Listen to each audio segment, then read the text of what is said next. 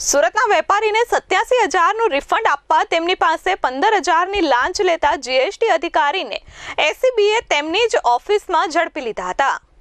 ACB પાસેથી મળતી માહિતી પ્રમાણે સુરતના વેપારી પોતાનો તમામ ટેક્સ સમયસર ભરતા હોય તેમને 87,000નું રિફંડ મળવાપાત્ર હતું। આ અંગે તેમણે કાર્યવાહી શરૂ કરી હતી, પરંતુ તે કાર્યવાહી પૂર્ણ કરી રિફંડ આપવા માટે નાનપુરા સ્થિત જીએસટી ભવનના ચોથા માળે ઘટક 61ના અધિકારી નિલેશભાઈ બચ્ચુભાઈ પટેલે 20,000 રૂપિયાની લાંચની માંગ કરી હતી।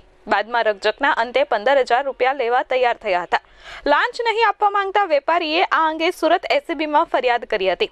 આથી એસીબીએ સુરત એકમના મદદનીશ નિયામક આર ચૌધરીના સુપરવિઝન હેઠળ સુરત ગ્રામ્ય એસીબીના પીઆઈએ છટકું ગોઠવી અધિકારી નિલેશ પટેલને લાંચ લેતા રંગે હાથ ઝડપી લીધા હતા। વર્ષ 2013માં નોકરીમાં જોડાયેલા ક્લાસ 2 અધિકારી નિલેશ પટેલનો પગાર 86,000 છે। એસીબીએ તેમના વિરુદ્ધ ગુનો નોંધી તેમની ધરપકડ કરી કાયદેસરની કાર્યવાહી હાથ ધરી છે।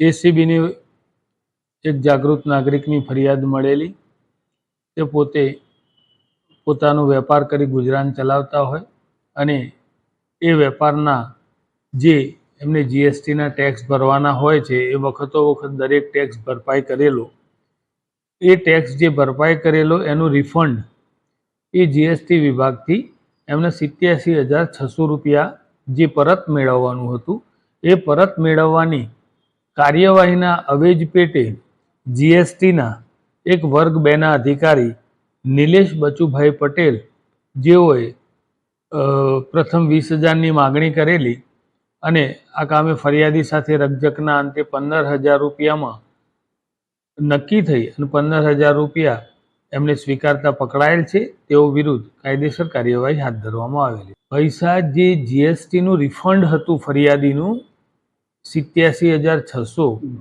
એ પરત મેળવવા માટેની જે કાર્યવાહી કરવાની એના આવેજ પેટે માંગેલા। Bureau report S24 news Surat.